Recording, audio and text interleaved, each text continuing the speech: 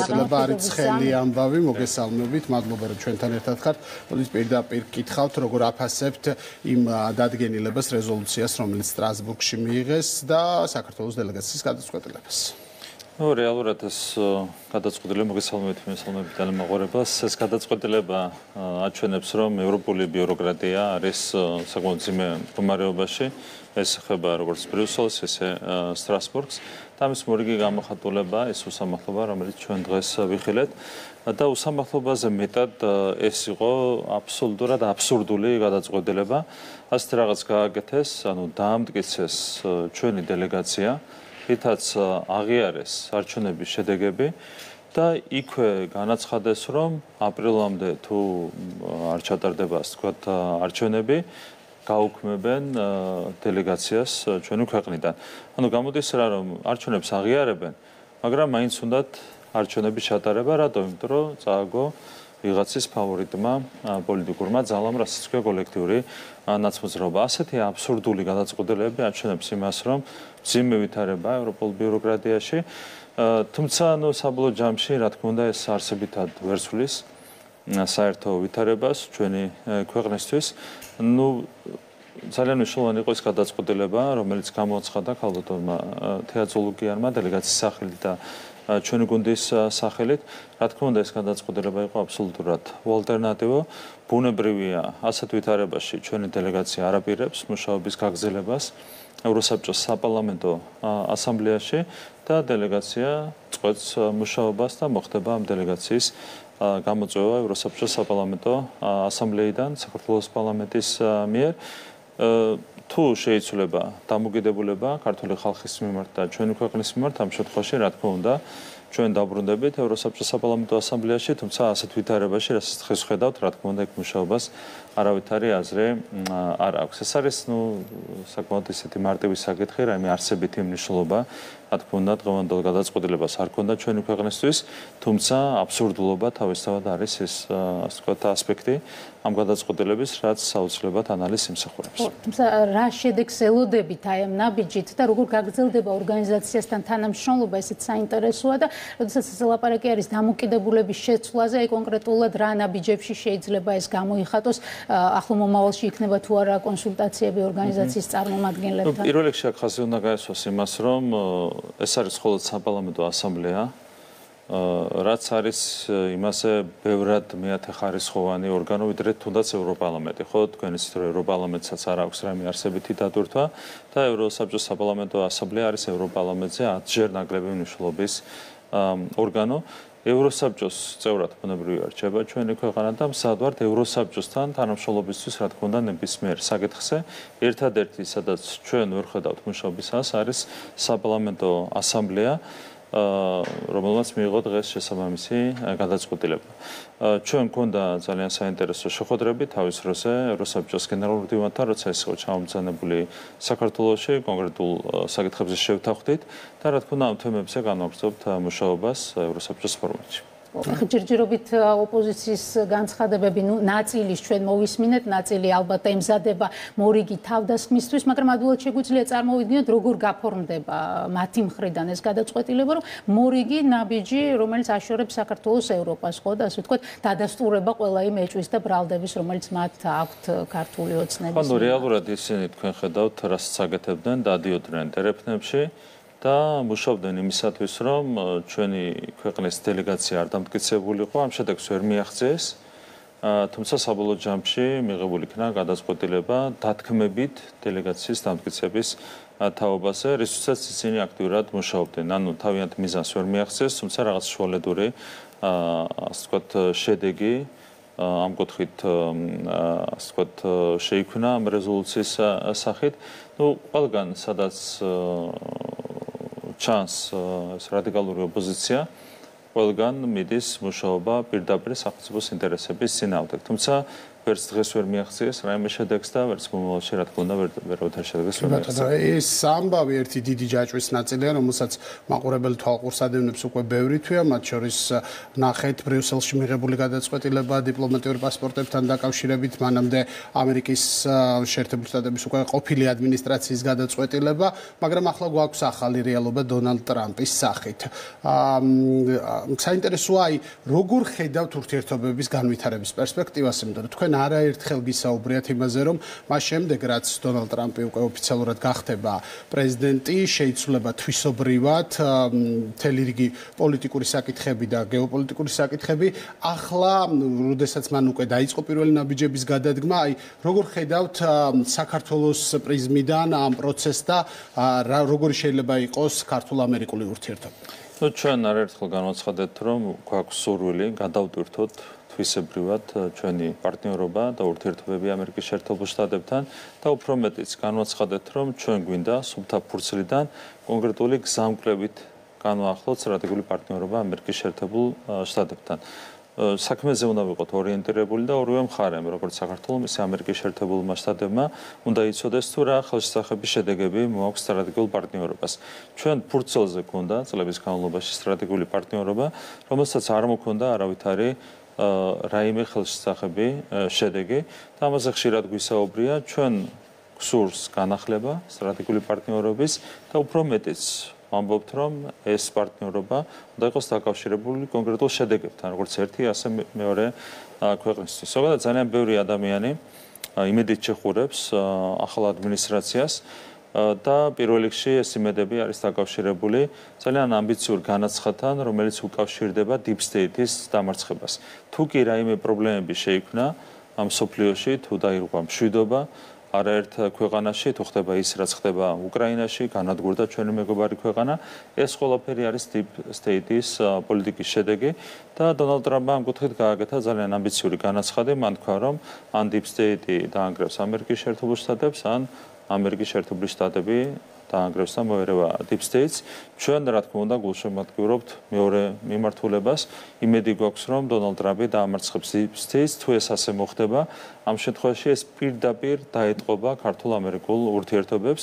დღემდე თავარი დამამრგვალებელი ფაქტორი ჩვენ ურთიერთობებში იყო Deep State და ეს არაფორმალური გავლენები, ომის პარტია, გლობალური ომის პარტია, თუ გლობალური ომის პარტია დამარცხდება, თუ Deep State დამარცხდება, ამ შემთხვევაში მე ვფიქრობ, რომ აბსოლუტურად რეალურია ურთიერთობების გადატვირთვა. ჩვენ ვართ იმედიანად განწყობილი და გვაქვს ოპტიმიზმის საფუძველიც, ასე ვფიქრობ, იმედია რომ გამართლდება ჩვენი ოპტიმისტური მოლოდინი. სანამ ჩვენი ურთიერთობა გადაიტვირთება და იმედია რომ ეს მოხდება კიდეც, მანამდე არის უკვე კონკრეტული გადაწყვეტილებები, რაც საქართველოს რეალობასაც ეხება. ეს ახალი დღის წესრიგი, რასაც ტრამპი თავაზობს მსოფლიოს. ეს არის საგარეო დახმარების შეჩერება 90 დღით და პრინციპში უკვე ეს საქართველოში მოქმედ ორგანიზაციებს და პროექტებსაც შეეხება. აქ საინტერესო არის საფუძველი, რა საფუძვლითაც მიიღო ამერიკის პრეზიდენტმა ეს გადაწყვეტილება, რომ პროექტები არ ემსახურებოდა ქვეყნების ჰარმონიული ურთიერთობის განვითარებას და სტაბილურობას. ეს თქვენ რას განიშნებთ ეს ჩანაწერი? დღევანდელი დღე არის პირველ რიგში ძალიან მნიშვნელოვანი ჩვენი ქვეყნისთვის. და კონტექსტია ძალიან მნიშვნელოვანი. პირდაპირ განაცხადა ტრამპის ადმინისტრაციამ, რომ ამერიკული დაფინანსება, ამერიკელი გადასახადის გადამხდელების ფული ხმარდებოდა სხვა ქვეყნებში ვითარების არევას, რევოლუციურ სცენარებს და ასე შემდეგ. თქვენ გახსოვთ დებატები, რაც წარიმართებოდა გამჭრელობის კანონის გარშემო. მაშინ ამბობდნენ, რომ ჩვენ ერთ სიფრთხეზე ვაყენებდით დავუშვათ რუსეთს და ამერიკის შეერთებულ შტატებს, განვიხილავდით უარყოფითად ამერიკულ დაფინანსებას და ასე შემდეგ. რეალურად, რასაც ჩვენ ვფიქრობდით და ვამბობდით, ეს ყველაფერი პირდაპირ დაადასტურა იმ სახელმწიფომ, მისი დღევანდელი ხელისუფლების სახით, რომელიც იყო დაფინანსების გამცემი. ანუ პირდაპირ დაადასტურა ამერიკის შეერთებული შტატების მოქმედმა ადმინისტრაციამ, რომ ამერიკელი გადასახადის გადამხდელის ფული, ამერიკული ფული ხმარდებოდა სხვა ქვეყნებში და ესა იყო საქართველოშიც, რევოლუციების მოწყობას, ქვეყნის არევას, მძიმე სცენარების განვითარებას და შესაბამისად კიდევ ერთხელ დადასტურდა ის, რომ გამჭრელობის კანონს ჰქონდა ძალიან დიდი დატვირთვა. ჩვენ მაშინ ვამბობდით, რომ ჩვენ არ ვაჩერებდით ამ კანონით დაფინანსებას, უბრალოდ უზრუნველყოფდით მის გამჭრელობას. და რეალურად ტრამპმა გააკეთა იმაზე ბევრად მეტი, ვიდრე ჩვენ გავაკეთეთ გამჭრელობის კანონით. არათუ გამჭირვალობა უზრუნველყო მან დაფინანსების პირდაპირ გააჩერა ეს დაფინანსება და მთავარი მოტივი იყო სწორედ ეს რომ არასწორ მიზნებს ძალიან მანკიერ მიზნებს ხმარდებოდა ეს დაფინანსება ძალიან ბევრ ქვეყანაში ეს ამ დაფინანსების შედეგი იყო რევოლუცია, იყო ომი და 1000 უბედურება, ხო? ანუ არა ერთი და ორია ასეთი ქვეყანა, სადაც სწორედ ამ დაფინანსებამ მოუტანა ქვეყნებს განადგურება, ომი და ძალიან ბევრი პრობლემა. და დღეს ჩვენ მოხარული ვართ, რომ ტრამპის ადმინისტრაცია, ახალი პრეზიდენტის ადმინისტრაცია სწორად უყურებს ამ მოვლენას და რაც თავარია. იმედი გვაქვს, რომ არა მხოლოდ 3 თვით შეჩერდება ამ ხაზით დაფინანსება რევოლუციური პროცესების არეულობის და შემდეგ პივიტის გაყალბების და შემდეგ ასეთი მოვლენების დაფინანსება, არამედ ეს ყველაფერი შეჩერდება ხანგრძლივი ვადით და თვისებრივად გადაიხედება მიდგომები ამ მიმართულებით. არ შეიძლება ამერიკელი გადასახადის გადამხდელის ფული ხმარდებოდეს საქართველოში რევოლუციის მოწყობას გახსოვთ კანვასის ტრენინგები, ხო? როდესაც კულტურის სფეროს წარმომადგენლებს ატრენინგებდნენ საქართველოში რევოლუციის მოწყობაში. ამას ხმარდებოდა კონკრეტულად USAID-ის ფული. დღეს კარგია რომ პრეზიდენტის ადმინისტრაცია სხვანაირად უყურებს ამ საკითხებს და იმედი გვაქვს რომ ეს მიდგომა დიდი ხნით დარჩება ძალაში. თქვენი ოპონენტების ბრალდებები ახსენეთ მაშინ. წაიღან უბრალოდ, მაგრამ ახლა მათ გადაწყვიტეს რომ ისინი არიან ამერიკული ადმინისტრაციის ახლო მეგობრები, მათი კონტაქტები ან ნახეთ შორეული თუ ახლო მანძილიდან გადაღებული სხვადასხვა ფოტოები ინაუგურაციის დღეს დარწმუნებული ვარ თქვენც ნახავდით და ახლა თავიანთ მხარდამჭერებს უმტკიცებენ რომ სწორედ მათ აქვთ იმის შანსი, რომ ახალ ადმინისტრაციასთან დაამყარონ კონტაქტები. საინტერესო როგორ მუშაობს საქართველოს მთავრობა, მე მისმის რომ ახლა ყველა დეტალზე ბუნებრივია ვერ ისაუბრებთ, მაგრამ რას ეტყოდით მაყურებელს ამ თვალსაზრისით, რა სამუშაოები კეთდება? ვიდრე ჩვენს ასე ვთქვათ მუშაობაზე გავაკეთებ აქცენტს, მე მინდა შეგახსენოთ ოპოზიცია რას ლაპარაკობდა დონალდ ტრამპთან დაკავშირებით 2020 წელს არჩევნების დასრულების შემდეგ, მაშინ თქვენ მოგეხსენებათ, რომ რეალურად გაყალბების შედეგად დაკარგა დონალდ ტრამპმა პრეზიდენტის თანამდებობა. თქვენ გახსოვთ რა ხდებოდა იგივე საფოსტო გზავნილების კუთხით, როგორ ტარდებოდა ამერიკული არჩევნები 2020 წელს, რომ ყოფილიყო სუფთად ჩატარებული არჩევნები, რა თქმა უნდა, დონალდ ტრამპი ხელმეორედ იქნებოდა არჩეული პრეზიდენტის თანამდებობაზე, თუმცა განსხვავებული მიმართულებით განვითარდა ეს სცენარი და მაშინ მე მინდა შეგახსენოთ, რას ამბობდა ოპოზიცია და ეს არის 4-დან 3 წამყვანი რადიკალური ოპოზიციური პარტია. მეოთხე უბრალოდ მაშინ არ არსებობდა როგორც ოპოზიცია, თორე ისინიც იგივეს იტყოდნენ ალბათ კი არა დარწმუნებული ვარ. სააკაშვილი ცოტა ხნის წინ Facebook-ზე სოციალმედიაში ტრიალებდა შესაბამისი განცხადებები. სააკაშვილი, გვარამია, სალომე სამანდაშვილი ლოლოდან უკიდურესად უხეში შეურაცხყოფელი ფორმებით მოიხსენიებდნენ ტრამპს და რა თქმა უნდა არქივი არ იშლება. ასეთ პირობებში რა თქმა უნდა მათ არავითარი შანსი არ აქვთ რომ რაიმე დადებითი კომუნიკაცია დაამყარონ პრეზიდენტ ტრამპის ადმინისტრაციასთან. ერთადერთი არიან ამერიკელი კუბილიუსის, ჯო ვილსონის იმედზე. ეს არის და ეს, ან მეტი არაფერი რესურსი არ აქვთ. ეს გამოჩნდა ინაუგურაციის დღესაც, იქადნებოდნენ რომ ისინი იყვნენ მიწვეული ინაუგურაციაზე და ესწრებოდნენ ინაუგურაციას. თუმცა ნახეთ რომ მესამე და მეოთხე ოთახებში და ზოგი ოთახშიც ვერ მოხდა, ზოგს უწევდა შენობის გარეთ ტელევიზიით ინაუგურაციის ყურება. რეალურად ეს არის რას საკეთებს ოპოზიცია პრეზიდენტ ტრამპთან მიმართებით. ჩვენ რა თქმა უნდა კიდევ ერთხელ გავიმეორებ, ვართ აბსოლუტურად მოწოდებული რომ გქონდეს მჭიდრო თანამშრომლობა პრეზიდენტ ტრამპის ადმინისტრაციასთან. დანარჩენი არის შედასამსახურებო, რა თქმა უნდა აქტიურად მუშაობთ იმისათვის რომ დამყარდეს მჭიდრო კომუნიკაცია. ამის ძალიან დიდი იმედი გვაქვს. კიდევ ერთხელ ვიტყვი რომ ძალიან ბევრი რამ არის დამოკიდებული deep state-ის დამარცხებაზე. როგორც კი საბოლოოდ დამარცხდება deep state-ი, მაშინვე სრულფასოვნად აღდგება ურთიერთობები საქართველოსა და ამერიკის შეერთებულ შტატებს შორის. თუ შეერთებულ შტატებში არის გამოკვეთილი ცვლილებები სახელმწიფო პოლიტიკის და დამოკიდებულების კუთხით, ბრიუსელი ჯერჯერობით უცვლელია თავის პოლიტიკაში საქართველოს მიმართ და მეტიც უკვე არსებობს მიღებული გადაწყვეტილება დიპლომატიურ პასპორტებთან დაკავშირებით. როგორ აფასებთ, ეს გადაწყვეტილება პრინციპში ადრე იყო გაცხადებული, მაგრამ ახლა უკვე ოფიციალურად დადასტურდა, რას ელოდებით სამომავლო პერსპექტივაში, რომ იყო განცხადებები იმის თაობაზე, რომ კიდევ უფრო გაძლიერდება ზეწოლა და შეიძლება რაღაც დამატებითი ზომებიც მიიღონ, როდის შეიცვლება ეს მოცემულობა? კიდევ ერთხელ ვიტყვი, რომ ბრიუსელის ბიუროკრატია არის უმძიმეს მდგომარეობაში, აბსოლუტურად აკარგული აქვს სუვერენიტეტი. ეს არის რეალურად მათი პრობლემა და ასეთ პირობებში იღებენ ისინი აბსურდულ გადაწყვეტილებებს, რაც არის თავიდან ბოლომდე კონტრპროდუქტიული ბიუროკრატიისთვის. ესეც არის აბსოლუტურად ხიმილის მონგრელი, არის არსებითად სიმბოლური, ეს აღინიშნა კიდე ეს კონკრეტული ადამიანების მხრიდან, არის არსებითად სიმბოლური გადაწყვეტილება, გამომდინარე იქიდან, რომ დიპლომატიური პასპორტების მფლობელებს, მაგალითად იგივე ჩვენ საჯარო მოსამსახურეებს აქვთ ასევე ჩვეულებრივი პასპორტები, ისინი შეუფერხებლად რა თქმა უნდა გადაადგილდებიან ევროპაში, უბრალოდ რაღაცა უხეში ჟესტით უნდათ თავის გამოჩენა ბიუროკრატიის წარმომადგენლებს. ამასაც არავითარი განსაკუთრებული დატვირთვა არ აქვს, არც პრაქტიკული კუთხით არ გვაფერხებს, არც სიმბოლური კუთხით არავითარი ნეგატიური დატვირთვა ამას არ აქვს. პირიქით კიდევ ერთხელ ვიტყვი, რომ ეს არის უბრალოდ სირცხვილი ევროპული ბიუროკრატიისთვის, მეტი არაფერი, ხო? რაიმე სერიოზული კომენტარის გაკეთება ამ განცხადებასთან დაკავშირებით და ამ გადაწყვეტილებასთან დაკავშირებით არ შეიძლება. რა ვიცი, ეს არის რაც შემიძლია საფუძველი რაც ჩაიწერა, გარდა მათი შეფასებით ძალადობრივი დამოკიდებულებისა დემონსტრანტების მიმართ ლაპარაკია ორ კანონზე, ეს ძველი თემა არის გამჭვირვალობა და ოჯახური ღირებულებების. ეს რას ნიშნავს, რატომ მოიყვანეს არგუმენტად მათ ამ გადაწყვეტილების მიღების საფუძვლად ეს ორი კანონი საინტერესოა და იგეგმება თუ არა რაიმე დისკუსია ამ კანონების ცვლილებებთან. ერთი რამაც არის საინტერესო, რომ კანონების მიღება არ მიღება და შეცვლა არ შეიძლება იყოს უვიზო მიმოსვლის გაუქმების საფუძველი. აქაც კი აჩვენებენ საკუთარ ძიმე მდგომარეობას, ბიუროკრატიას გულისხმობ.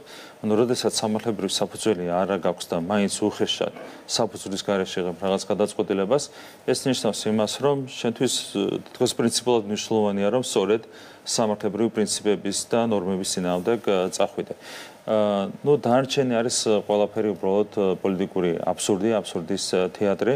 შესაბამისად, მაინც საინტერესო არ არის ეს ყველაფერი ჩვენთვის. რაც შეეხება საქართველოს ევროკავშირის ურთიერთობების გადატვირთვას, ესეც იქნება დამოკიდებული ამერიკის შეერთებულ შტატებში დიპ სტეიტის დამარცხებაზე და შესაბამისად ევროკავშირში დიპ სტეიტის მეტასტაზების დამარცხებაზე. ეს თუ ასე მოხდა, ყისიერად გადაიტვირთება ურთიერთობები, თუ დიპ სტეიტის გავლენა შენარჩუნდა ასეთი მასშტაბით ევროკავშირში, როგორც არის დღეს, რა თქმა უნდა, სირთულეები დარჩება. იმედი გვაქვს, რომ დიპ სტეიტი ზუსტად ისევე დამარცხდება ევროპაში, როგორც უნდა დამარცხდეს ამერიკის შეერთებულ შტატებში. საინტერესოა ერთის მხრივ ევროკავშირის 27 ქვეყნის გადაწყვეტილება, რაზეც ახლა ისაუბრეთ და დიპლომატიური პასპორტებს შეეხება, თუმცა ცალკეულ ქვეყნებს აქვთ შესაძლებლობა, რომ ინდივიდუალურად მიიღონ სხვადასხვა ტიპის ზომები. ელოდებით თუ არა, ბევრს საუბრობდნენ პერსონალურ სანქციებთან დაკავშირებით ხელისუფლების წარმომადგენლებთან მიმართებაში, რომლებიც სხვადასხვა ქვეყნის წარმომადგენლები აქტიურობდნენ ამ თვალსაზრისით.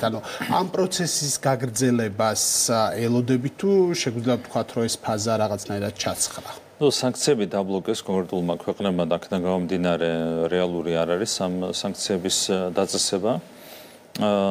შესაბამისად, არ ვიცი, ეს აბსურდის თეატრი რა თქმა უნდა გაგრძელდება, მაგრამ ვერავითარი ეფექტი ვერ ექნება ამ ასე ვთქვათ აბსურდის თეატრს ჩვენი ეროვნული ინტერესების დაზიანების თვალსაზრისით. ჩვენ ბოლომდე როგორც დღემდე ვიცავდით ჩვენი ქვეყნის ეროვნულ ინტერესებს, ასევე განვაგრძობთ ყოველგვარი დაფუძნების გარეშე, რა თქმა უნდა, ამ ეროვნული ინტერესების დაცვას. არავითარი შანტაჟი ჩვენს ხელისუფლებას არ აიძულებს, რომ ქვეყნის საწინააღმდეგოდ თუნდაც ერთი რაიმე ნაბიჯი გადადგეს.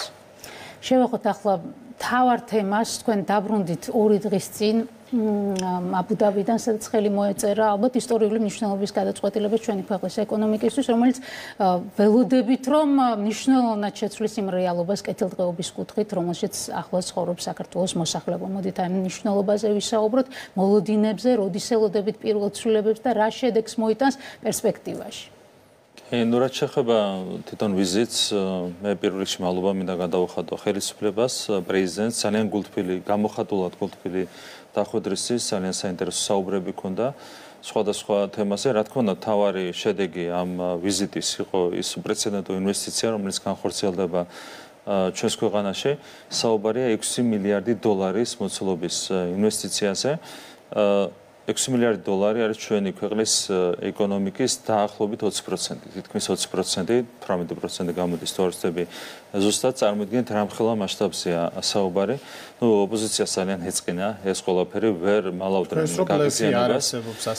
მე მინდა ვთქვა ერთი რამ, ვინც საუბრობს ველებთან დაკავშირებით, მათ შეგვიძლია შევახსენოთ, რომ არ არსებობს არც ერთი პროექტი, რომელსაც ემარის ჯგუფმა მოგიდა ხელი და არ მიიყვანა ბოლომდე სათანადო ვადებში და ძალიან სწრაფ ვადებში, ესეც ხაზგასასმელია.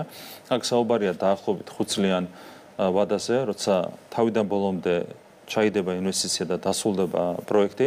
თვითონ პროექტზეც მინდა ვთქვა ორი სიტყვა, მე ბოლომდე არ გავუსწრებ მოვლენებს, იმიტომ რომ საქართველოს შევთანხმდით, რომ შედგება ამ ორი პროექტის რეალურად სრულფასოვანი პრეზენტაცია, მაგრამ ზოგადად გეტყვით, რომ საუბარია ძალიან ნიშნულოვანი საინტერესო სივრცის განვითარებაზე, ინფრასტრუქტურის სივრცის განვითარებაზე, როგორც თბილისში, ასევე აჭარაში. აქ მოიაზრება არა მარტო საცხოვრებელი სივრცეები, არამედ საუბარია სხვადასხვა ტიპის ინფრასტრუქტურის განვითარებაზე, მულტიფუნქციური იქნება თავისი არსით ეს სივრცეები, აქ იქნება სასტუმროები, აქ იქნება მოლები, ასევე აშენებული, იქნება სპორტული ინფრასტრუქტურა, რეკრეაციული ინფრასტრუქტურა, სამედიცინო საგანმანათლებლო ინფრასტრუქტურა უზრუნველყოფილი და ასე შემდეგ. ანუ საუბარია კომპლექსურად კონკრეტული სივრცეების განვითარებაზე, ჯამში ჩაიდება, როგორც უკვე ითქვა, 6 მილიარდი დოლარი ამ ყველაფერში. ძალიან დიდი იქნება გამწვანებული სივრცე, მაგალითად თბილისის შემთხვევაში 34% იქნება გამწვანებული სივრცის არეალი მთლიან საინვესტიციო, ასე ვთქვათ, სივრცეში.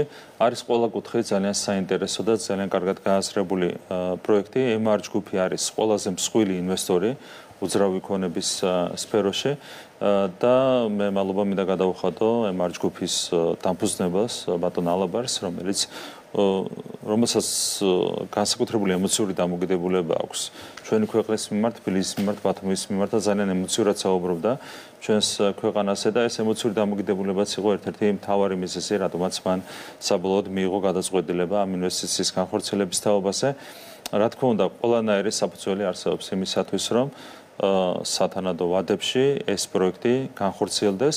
6 მილიარდი დოლარის ინვესტიცია 5 წლიან პერიოდში ნიშნავს იმას, რომ დამატებით ქვეყანას ექნება მილიარდზე მეტი რესურსი ყოველწლიურად ჩადებული ინვესტიციის სახით, რაც მნიშვნელოვნად დააჩქარებს ჩვენი ქვეყნის ეკონომიკურ ზრდას. აქედან გამომდინარე, თავისი არსით ეს არის უპრეცედენტო ინვესტიცია საქართველოს ისტორიაში, ეს არის ყველაზე მსხვილი, დიდი უპირატესობით ყველაზე მსხვილი ინვესტიცია. მთლიანობაში საუბარია 3 მილიონი კვადრატული მეტრი მშენებლობაზე, ორივე ლოკაციაზე. მოკლედ ყველა თვალსაზრისით ჩვენი ქვეყნის განვითარებას ძალიან მნიშვნელოვნად შეუწყობს ხელს ეს პროექტი და ეს საინვესტიციო, ასე ვთქვათ, შეთანხმება ვაცნობიერებთ, რომ ეს არ არის მხოლოდ რიცხვებში გამოხატული ინვესტიცია, თუნდაც ასე შთამბეჭდავ რიცხვებში. ეს არის პროექტი, რომელიც ცვლის ბიზნეს გარემოს საქართველოში, ცვლის ქვეყნის პოზიციონირებას, ხო საერთაშორისო. ეს ბატონმა ალაბარმაც აღნიშნა. რეალურად ეს 6 მილიარდი ინვესტიცია ნიშნავს იმას, რომ ამას ერთი იმდენი უხეში გათვლებით დაემატება და გარდა ამისა, რა თქმა უნდა, ეს არის გზავნილი სხვა პოტენციური ინვესტორებისთვის. ემარ ჯგუფი ყველა მიცის და რას ნიშნავს ემარ ჯგუფის შესვლა ქვეყანაში. აქედან გამომდინარე, რა თქმა უნდა, სხვადასხვა ქვეყანაში ინვესტორების мотиваცია, რომ შემოვიდნენ ჩვენს ქვეყანაში, მნიშვნელოვნად გაიზრდება.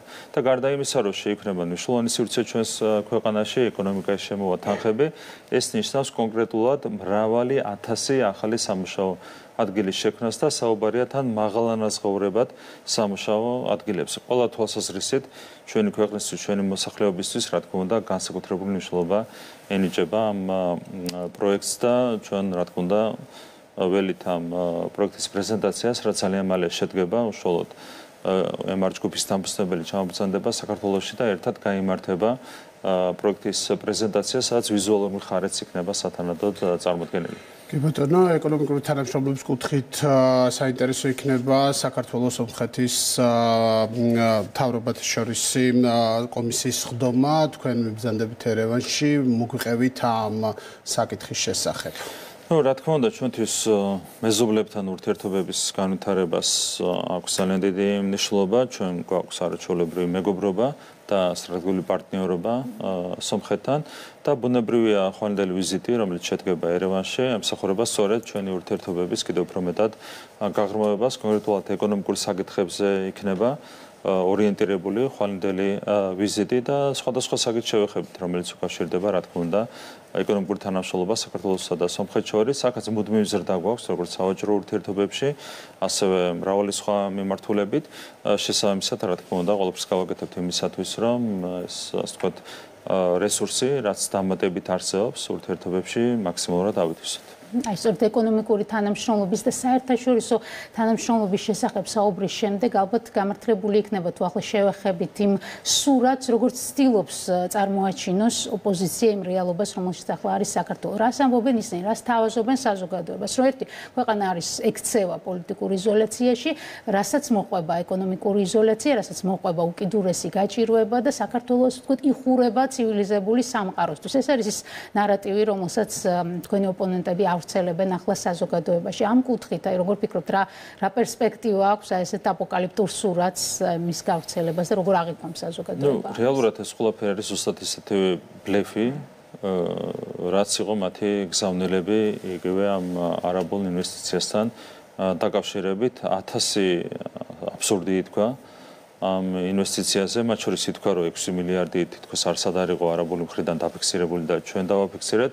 მაშინ, როდესაც პირველი ინტერვიუ ამ თემასთან დაკავშირებით ჟურნალისტებს მისცა სწორედ MR ჯგუფის დამფუძნებელმა, რომელმაც პირველად ახსენა 6 მილიარდი დოლარი, რაც არის შეთანხმების პირობა, ხო? 6 მილიარდი დოლარის ინვესტიციაზე საუბარი. აქაც კი ტყუილი თქვეს, ერთ-ერთი ვინც ეს ტყუილი თქვა, იყო BMG TV პირველის ქვედანაყოფი, რომელიც წესით პროფილიდან გამომდინარე უნდა ზრუნავდეს ქვეყნის ეკონომიკური წინსვლაზე, ეკონომიკური, ასე ვთქვათ, პროფილის გადაცემები აქვთ მათ, თუმცა პირიქით ორიენტირებული არიან იმაზე, რომ კატასტროფად წარმოაჩინონ ქვეყნის ეკონომიკური მდგომარეობა, პერსპექტივები და ასე შემდეგ. სინამდვილეში ეკონომიკური თვალსაზრისით ჩვენ ვართ მოწინავე ქვეყანა. ბოლო 4 წლის განმავლობაში საშუალო ეკონომიკურმა ზრდამ შეადგინა 9.5%. ჩვენ ეს წელიც დავხურეთ 9%-იანი ეკონომიკური ზრდის მაჩვენებლით, რაც არის შარშან წინდელზე უკეთესი მაჩვენებელი, მაშინ იყო 7.8%, ახლა გვაქვს კიდევ უფრო გაზრდილი მაჩვენებელი, უკეთესი მაჩვენებელი.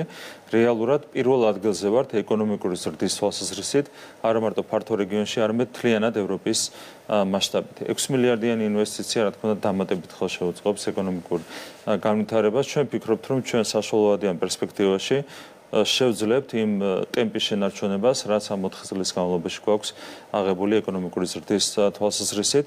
ეს არის რეალობა. დანარჩენი არის, რა თქმა უნდა, ჩვენი ოპონენტების ფუჭი იმედები, რომ ქვეყანა ჩამოიქცევა, პირდაპირ საუბრობენ ამაზე. მათ შორის საინტერესო რაც არის, არიან ნაცმოძრაობის, კოლექტიური ნაცმოძრაობის ხარდამჭერი ბიზნესმენები, რომლებიც სუბიექტურად არიან, რა თქმა უნდა, დაინტერესებული, რომ ეკონომიკურად განვითარდეს ქვეყანა, იმიტომ რომ ეს პირდაპირ აისახება მათ ბიზნეს ინტერესებზე და ეს ბიზნესმენებიც კი ამ ტყუილებს უერთდებიან, რატომ? იმიტომ რომ როცა ხარ უბრალოდ ნაცი, გაქვს ერთ-ერთი მიზანი. შენი ბიზნესი შეიძლება საკუთარი ბიზნესი ჩამოიქცეს, ოღონდ ნაცები დამბრუნდნენ ხელისუფლებაში. ნუ ასეთია ნაცის მენტალიტეტი, ამას ვერაფერს უზამ. ეს არის მათი საქმე, ჩვენი საქმეა ზრუნვა, რა თქმა უნდა, ქვეყნის ეკონომიკურ განვითარებაზე. ამისათვის გვაქვს მათ შორის ვიზიტები, რომლებიც არის ხოლმე ყოველთვის კონკრეტული შედეგის მომტანი. როგორც ჩვენ სამეზობლოში, ასევე ზოგადად ფართო რეგიონში, გვინდა ცენტრალური აზიის, შუა აზიის მიმართულებით, ასევე კიდევ უფრო მეტად ეკონომიკური თანამშრომლობის გაღრმავება, რა თქმა უნდა, ჩინეთთან ეკონომიკური თანამშრომლობის გაღრმავება არის განსაკუთრებული პრიორიტეტი. ყველა მიმართულებით კეთება ყველაფერი იმისათვის, რომ შევინარჩუნოთ ეკონომიკური ზრდის მაღალი ტემპი და ეს არის მთავარი ფაქტორი იმისათვის, რომ ჩვენ დავეწიოთ ევროკავშირის განვითარებულ ქვეყნებს ეკონომიკური თვალსაზრისით. როცა საუბარი იგივე ევროინტეგრაციაზე, ევროინტეგრაციის მთავარი წინაპირობაც არის ეკონომიკის ზრდა. თუ შენი ეკონომიკა დარჩება დაბალ დონეზე, რა თქმა უნდა, არავინ განეხილავს ევროინტეგრაციას, თუ გაზრდი შენს ეკონომიკას, ამ შემთხვევაში უკვე რეალური გახდება საუბრები ევროინტეგრაციასთან დაკავშირებით 2030 წლისთვის. ჩვენ ვართ სწორედ ამაზე ორიენტირებული, რომ ბევრად უფრო წინ ვიყოთ ეკონომიკურად, ვიდრე ვართ თუნდაც დღეს და ასეთ პირობებში აბსოლუტურად რეალური იქნება, რა თქმა უნდა, საუბრები ევროინტეგრაციაზე. აი, რამდენად პრობლემატური და შემოფერხებელია თქვენი გეგმისთვის ის შიდა პოლიტიკური პროცესი, რომელიც ქვეყანაში მიმდინარეობს, გულისხმობ აქციებს, ოპოზიციის არ მონაწილეობას პოლიტიკურ პროცესებში, საკანონმდებლო ორგანოში მაგალითად და იმ სურათს, რომელსაც ისინი ქმნიან დედაქალაქის. რეალურად ისინი მოკლევადიან პერსპექტივაში ახერხებენ ხოლმე მხოლოდ ეკონომიკას ზედალ არის კურსის ემოქმედებას. დეკემბერი იყო ამ თვალსაზრისით გამორჩეული, იმიტომ რომ გარკვეული ზიანი მათ ეკონომიკას მიაყენეს, ანუ ჩვენი ეკონომიკური ზრდა იქნებოდა 2-3% მეტი იმაზე ვიდრე იყო, რომ არა მათი ანტისახელმწიფოებრივი ქმედებები, თუმცა ეს ყველაფერი არის ხოლმე მოკლევადიანი, შესაბამისად, რაიმე არსებით გავლენას მათი რევოლუციური სცენარები არასდროს არ ახდენდა ხოლმე ეკონომიკურ განვითარებაზე. თქვენ გახსოვთ, რომ ამ 4 წლის განმავლობაში იყო პარლამენტის არაღიარება, იყო ეს ცნობილი შეთანხმებები, მერე ხელმოწერა, მერე თვითმმართველობის არჩევნები, რომელიც დაუკავშირეს რიგარეში არჩევნებს, მერე იყო მთლიანობაში ჯამში ამ 4 წლის მანძილზე რევოლუციის 4 მცდელობა და ამ ყველაფრის მიუხედავად ჩვენ 40 მილიარდით გავზარდეთ ჩვენი ქვეყნის ეკონომიკა. იყო 50 მილიარდი ლარი და თითქმის გაორმაგდა გახდა 90 მილიარდი ლარი ამ 4 წელიწადში 4 რევოლუციის წლების პირობებში. ეს ნიშნავს რას, რომ რაღაც მოკლევადიანი ეფექტი არის კურსზე თუ ეკონომიკაზე, მათ ანტისახელმწიფოებრივ ქმედებებს რევოლუციურ სცენარებს შეიძლება ჰქონდეს, მაგრამ ვერავითარ გრძელვადიან ეფექტს ეკონომიკის დაზიანების კუთხით მათი ეს სცენარები ვერ აღწევს. აქაც იგივე იქნება, დეკემბერში ჰქონდა მცირე, ასე ვთქვათ, გავლენა ნეგატიური გავლენა მათი ანტისახელმწიფოებრივი ქმედებებიდან გამომდინარე, თუმცა მალევე აღდგა ყველაფერი და იანვარი არის ეკონომიკური კუთხით აქტიური და რა თქმა უნდა კიდევ უფრო გააქტიურდება პროცესები, მათ შორის ამ ინვესტიციის გათვალისწინებით და ბევრი სხვა ფაქტორის გათვალისწინებით. მაგრამ აქციები გრძელდება, თქვენი ოპონენტები პარლამენტში შემოსვლას კვლავ არაპირებენ, ჩვენ ვხედავთ მათ განცხადებებს როგორც ქვეყნის შიგნით, ასევე ქვეყნის გარეთ, მათ შორის სალომე ზურაბიშვილის არაერთ განცხადება ვნახეთ და ინტერვიუებიც, ცნობილი ინტერვიუ ჰილთან. საინტერესოა, როგორ ფიქრობთ, ანუ პოლიტიკური პროცესი და რაღაცნაირად ამ პროცესიდან გამოსავალი რა არსებობს?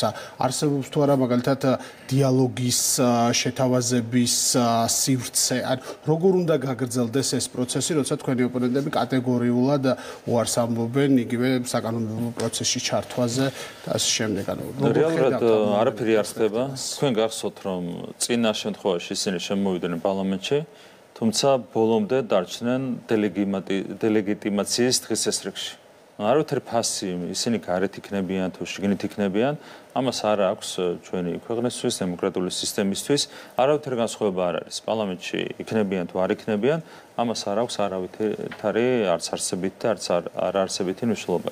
რაც შეეხება მათ აქციებს მხოლოდ მასში შეუძლიათ ზიანის მოტანა ჩვენი ქვეყნისთვის თუ რადიკალურ ოპოზიციას აქვს ძალადობრივი რესურსი. ეს რესურსი 5 დღეში დაუმთავრეთ რადიკალურ ოპოზიციას, შესაბამისად ამ აქციებით ვერავითარ ნეგატიურ გავლენას ისინი ქვეყნის განვითარებაზე ვერ მოახდენენ. ხედავთ, რომ იანვრის დასაწყისიდან მოყოლებული ისინი საშუალო დღეში 500 კაცის მოგროვებასაც ვერ ახერხებენ. არის მხოლოდ დაფინანსებული რესურსი, რაც გროვდება ყოველდღურად ამ აქციებზე. ხო, დაფინანსებულს გულისხმობ, რომ ზოგი არის NGO-ს აქტივისტი, ზოგი პარტიის აქტივისტი და ასე შემდეგ. ხო, აქ-იქ თუ შეიძლება გამოერიოს დაუფინანსებელი აქტივისტი ამ აქციებზე. როცა 500 კაცზე მეტს ვერ კრებ აქციაზე, ეს ნიშნავს იმას, რომ ეს არის თავიდან ბოლომდე აქტივი და ხალხი უბრალოდ არ მოდის შენს მიტინგებზე. ეს არის დღევანდელი მდგომარეობა. ანუ ერთი რომ პარლამენტში იქნებიან, არ იქნებიან, არავითარი მნიშვნელობა არ აქვს ამას და მეორე ქუჩაში როცა ვერ ძალადობენ, ვერავითარ ზიანს ვერ აყენებენ ქვეყანას. ამიტომ დამთავრებულია ყველაფერი რადიკალური ოპოზიციისთვის, მაგრამ გრძელდება ყველაფერი ჩვენი ქვეყნისთვის და პირველ რიგში ყველა საფუძველია შექმნილი იმისათვის, რომ გაგრძელდეს ჩვენი ქვეყნის განვითარება ეკონომიკური კუთხით თუ ნებისმიერი სხვა მიმართულებით. ახან აქციებს შევეხეთ, დაკავებულებზეც მინდა გკითხოთ და მათ შორის ნეტგაზეთის და ბათუმელების დამფუძნებლის მზია მაღლობელის საქმესთან დაკავშირებით ის მე-18 დღეაში მსჯელობს. ჩვენ ნახეთ არაერთი ჟურნალისტური ორგანიზაციის კრიტიკული განცხადება ამ საკითხთან დაკავშირებით ისინი ითხოვენ უპირობო გათავისუფლებას, ჩემი კითხვა მდგომარეობს შემდეგში. Როგორ ფიქრობთ, შესაძლებელია თუ არა სახელმწიფოს მხრიდან ჰუმანური მიდგომა ამ საკითხთან დაკავშირებით, თუნდაც აღკვეთი ღონისძიების გადახედვასთან დაკავშირებით, რადგან შიმშილობის მე-18 დღეა, შესაძლოა მოყვეს გართულებები და რისკი, ზოგადად როგორ აფასებთ ამ საქმეს? ეს არის რაღაც სააკაშვილი ორი სცენარი. თქვენ იცით როგორ დამთავრდა სააკაშვილის სცენარი თავის დროზე შიმშილობდა რაც თვეების განმავლობაში ხან ასე ხან ისე მაგრამ სახელმწიფოს რუნავდა ბუნებრივია მის ჯანმრთელობაზე ესე როგორც რუნავს ნებისმიერი პატიმრის ჯანმრთელობაზე აქაც სახელმწიფოს პასუხისმგებლობა ეს არის რა თქმა უნდა ჩვენ ყველას უსურვებთ ჯანმრთელობას და სახელმწიფო არის რა თქმა უნდა პასუხისმგებელი ნებისმიერი პატიმრის ჯანმრთელობაზე რაც ხო თვითონ ფაქტი იყო ასეთი, ხო, თქვენ გახსოვთ, ჯერ იყო პირველი ინციდენტი, როდესაც სტიკერებს აკრავდა პოლიციელებს ეს ადამიანი, შემდეგ მოხდა მისი დაკავება, შემდეგ პირობით გათავისუფლება და როგორც კი გარეთ გამოვიდა პოლიციელს, მან სახეში გაარტყა ხელი, ხო? ანუ მისი ეს, ასე ვთქვათ, სამართალდარღვევა არავითარი ფორმით არ იყო დაკავშირებული ჟურნალისტურ საქმიანობასთან. არავითარი ფორმით. იქ ის მოქმედებდა როგორც პარტიული აქტივისტი და აქედან გამომდინარე მედიასთან ამ ფაქტის დაკავშირება არის აბსოლუტური სპეკულაცია, ხო ეს ერთი. მეორე, როცა საუბარია ჰუმანურობაზე. ჰუმანურად შეიძლება ჩაითვალოს გარკვეული აქტი იმ შემთხვევაში, როდესაც ვიღაც რაღაცას მოინანიებს. აი შეიძლება ჰუმანურად ისაუბროთ. წინააღმდეგ შემთხვევაში რაღაც აქტი მხოლოდ და მხოლოდ არაადეკვატურობის გამოვლენა შეიძლება იქნას ჩათვლილი. რომ გამოსულიყვნენ ეს ადამიანები და ეთქვათ მარტივი რამ. რომ ძალიან ცუდად მოიქცა ეს ქალბატონი, არ შეიძლება პოლიციელს მიაყენო შეურაცხყოფა სახელმწიფოს წარმომადგენელს და თქვენ იცით რომ პოლიცია ქართული ხალხის თვალში არის ერთ-ერთი ყველაზე დაფასებული სახელმწიფო ინსტიტუტი და შენ მიდიხარ და დემონსტრაციულად ცდილობ დააკრინო ამ სახელმწიფო ინსტიტუტის იმიჯი, ხო? სხვა რაფერს არ ემსახურებოდა ეს ყველაფერი. და აქ არც კი გამოხატავს სინანულს. არც ის და არც მისი თანაპარტიელები კოლექტიური ნაცმოძრაობიდან. და ასე დროს გესაუბრებიან იმაზე, რომ ადამიანი შიმშილობს და ამის გამო უნდა გამოუშვა საბატიმროდან. ჯგუფს სურდა თქვენთან შეხვედრა ამ მთავრობის რომელიმე წარმომადგენელთან მე არ ვიცი, მე ეს არ მომისმენია. ჩვენ ნახეთ, აი ყოველ ჯერზე ვაფიქსირებთ მუდმივად მსაობას დიალოგისთვის. აი თუ მოვლენ ადამიანები, აი ხაც შემიძლია დავაფიქსირო მსად ვართ. თუ ვინმეს უნდა საჯაროდ იქნება თუ არასაჯაროდ ნებისმიერ ფორმატში, თუ ვინმეს უნდა რაიმე საკითხის განხილვა, კონკრეტულად ზეამაღლობელი საკითხის განხილვა, მობრძანდნენ, აი ხვალვე მსად ვარ, რომ შევხვდე და განვიხილო ეს საკითხი.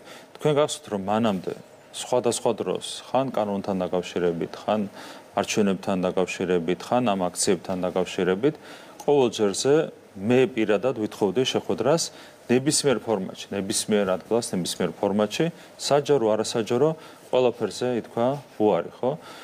კონკრეტულ ადამიანებსაც შევთავაზე, მათ შორის გახსოვთ, თქვენს ეთერშიც იყო თორსები, შოთა არულაძე გამოვიდა და აღნიშნა, რომ ხელისუფლება არ ელაპარაკებოდა, ასე ვთქვათ, საპროტესტოდ განწყობილ ადამიანებს პირადად მას შევთავაზე წამოიყვანა ნებისმიერი ადამიანი არათუ ასეთ განხილვაზე დღეს საფეხბურთო სტადიონის საკითხს განვიხილავდე მეტი რაზე უნდა მოხვიდე ხო თუ რაღაც კითხვა გააქვთ თუ რაღაც გაინტერესებს იქაც კი არ მოვიდნენ და არათუ პოლიტიკურ საკითხებზე სასაუბროთ ხო თუ ვინმე გაურბის დისკუსიას ესენი არიან სწორედ ამ პროტესტის მონაწილეები რატომ იმიტომ რომ ზუსტად იციან რომ არ არიან მართლები ზუსტად იციან რომ სიმართლე არ არის მათ მხარეს უბრალოდ აქვს ჩაბეჭდილი ის რომ უნდა იყვნენ ნაცები და შესაბამისად აპრიორი სწორხაზოვნად უნდა გაყვნენ იმ შეხედულებას რაც აქვს ჩამოყალიბებული დისკუსიისთვის იმიტომ არ არიან მზად რომ სინამდვილეში იციან მათ მხარეს არ არის სიმართლე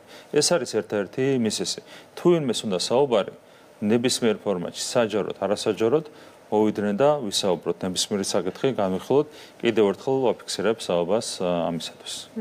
ზია ამაღლობელის საქმე, მანამდე დაკავებული სხვა მოქალაქეების საქმეები და სასამართლო პროცესები დღეს არის მთავარი არგუმენტი საერთაშორისო დონეზე გულისხმობ იმ ადამიანების, ვინც ლაპარაკობს საქართველოში დემოკრატიის უკუსვლაზე. ხო, იქ სადაც ვერ ამბობენ, რომ არჩევნები გაყავდა და ლაპარაკი არის ხარვეზებზე, ძალიან თამამად გამოთქვამენ შეშფოთებას, რომ იყო ძალადობა დემონსტრანტების მიმართ. და თქვენი დამოკიდებულება როგორი არის აი საყვედურების მიმართ და თავად საქმეების მიმდინარეობას თუ ადევნებთ თვალს და როგორი გაქვთ პოზიცია? აი მარტივად ცდილობენ ყველაფერი შემოატრიალონ სარგესებურად, რასაც არ ყიდულობს, რა თქმა უნდა, საქართველოს მოსახლეობა. ნახეთ, მესიჯი აქვს ესეთი დაალაგებული, ხო? ამას აკეთებს მათ შორის ბრიუსელის ბიუროკრატია, ჩინოვნიკები ბრიუსელიდან.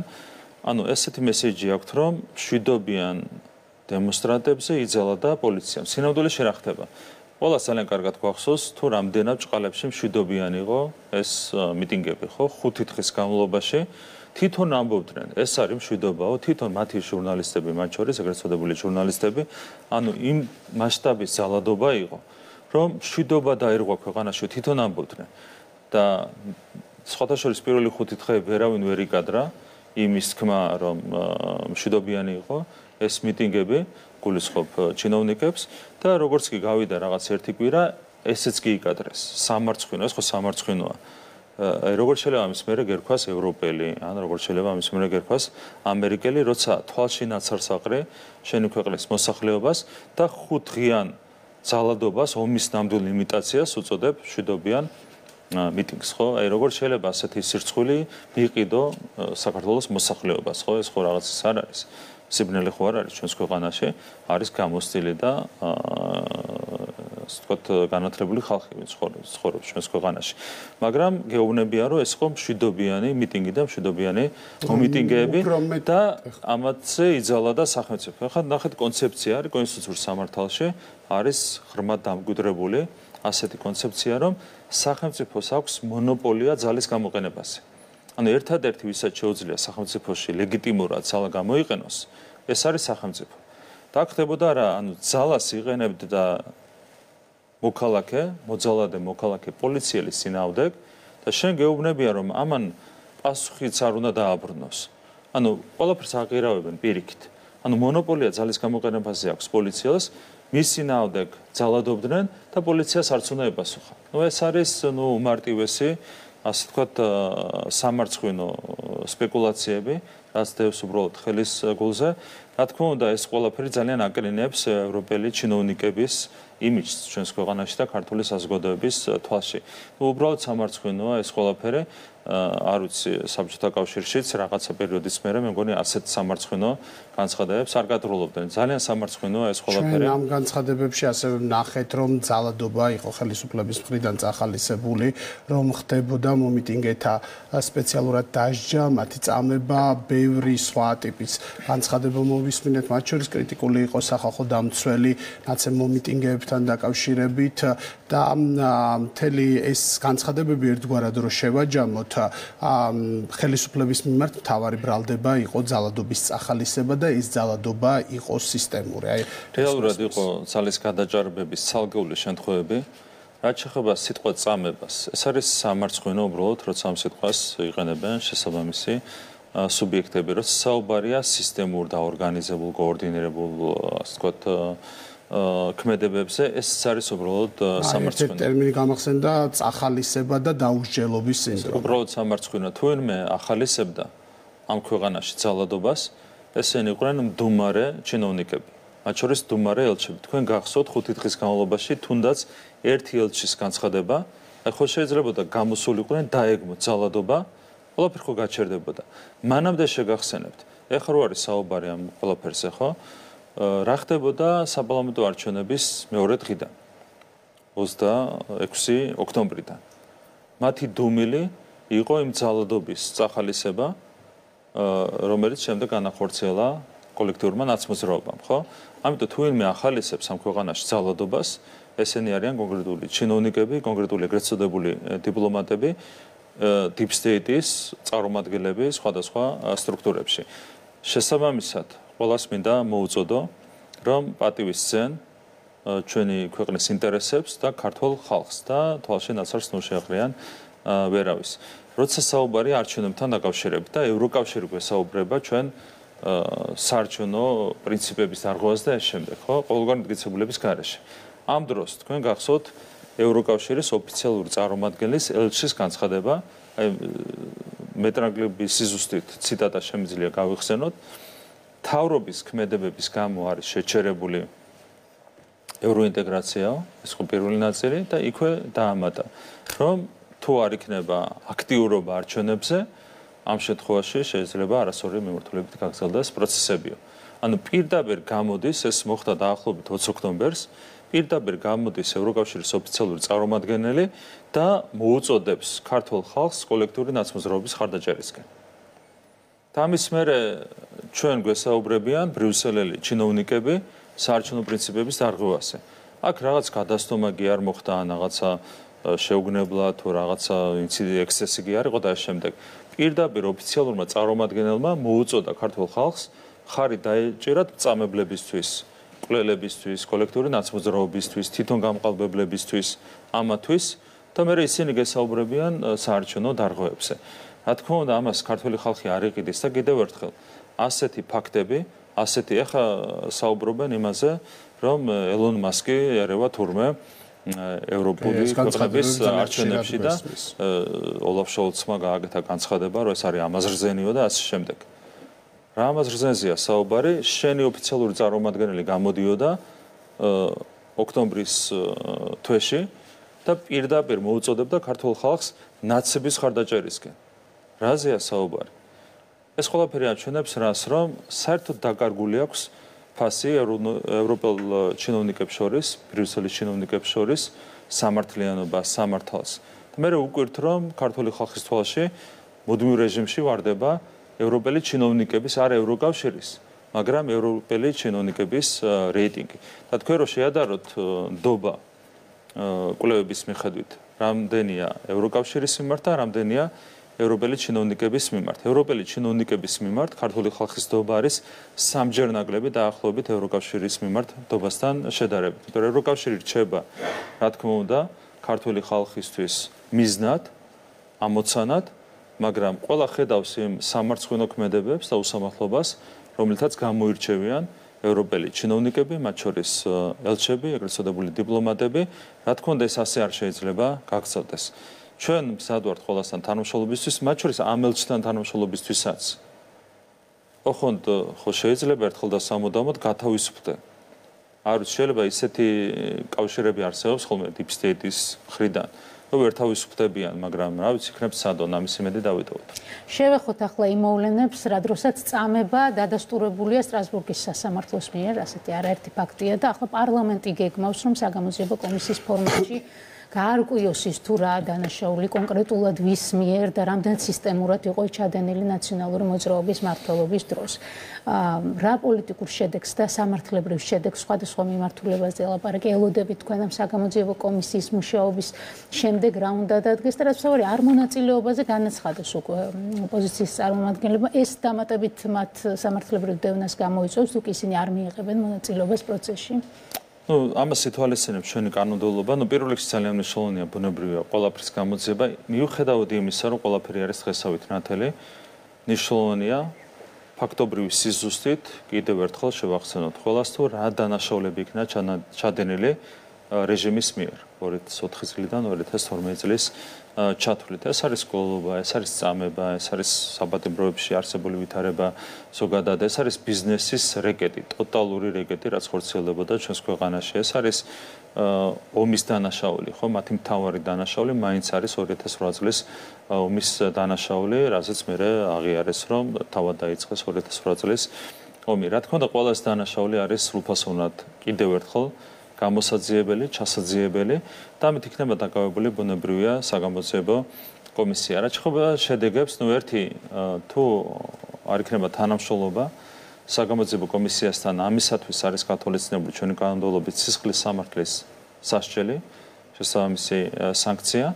ეს ერთი და მეორე რაც შეეხება შესაძლო გაგრძელებას, ბუნებრივია გამოვლენილი ფაქტების კვალდაკვალ შეიძლება დადგეს სხვადასხვა ტიპის გაგრძელება დღის წესრიგში, მათ შორის რა თქმა უნდა არ გამოირიცხება სისხლის სამართლებრივი დევნაც. ყველამ უნდა გავიხსენოთ, რა საუბარია უმძიმეს დანაშაულებზე.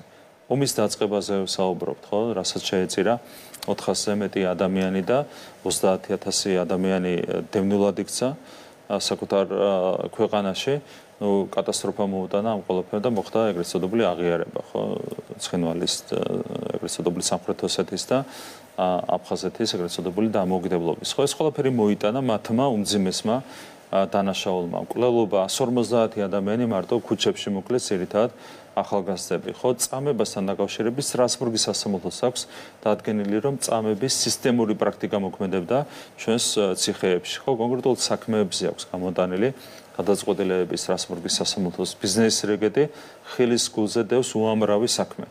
როგორ ართმევდნენ ადამიანებს ქონებას, როგორ აყაჩაღებდნენ და ამ შემდეგ ამ ყველაფერს შეეწირა უამრავი ადამიანის, ათასობით ადამიანის, 10,000-ობით ადამიანის არა მარტო კეთილდღეობა, არამედ ზოგიერთ შემთხვევაში ჯანმრთელობა და სიცოცხლე, ისეთ ძიმე ფაქტებზე იყო საუბარი. ეს არის დანაშაულების მთელი წყება და კიდევ ერთხელ მინდა გავიხსენო, რომ ევროკავშირის ელჩი ოფიციალურად უწოდებდა ქართულ ხალხს ამ ადამიანების ხელისუფლებაში დაბრუნებისკენ.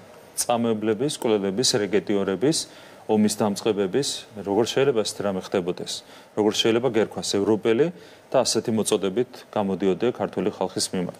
ეს არის უბრალოდ სირცხული და მეტი არაფერი. გასაგებია, მადლობა საინტერესო ინტერვიუსთვის. იმედი ლაივი დღეს მადლობა. საქართველოს პრემიერ-მინისტრი ირაკლი კობახიძე იყო ჩვენი სტუმარი, დღეს სამი დღე მშვიდობებით. შევხვდებით ხვალ 23 საათზე. მადლობა რომ გვეხმართ.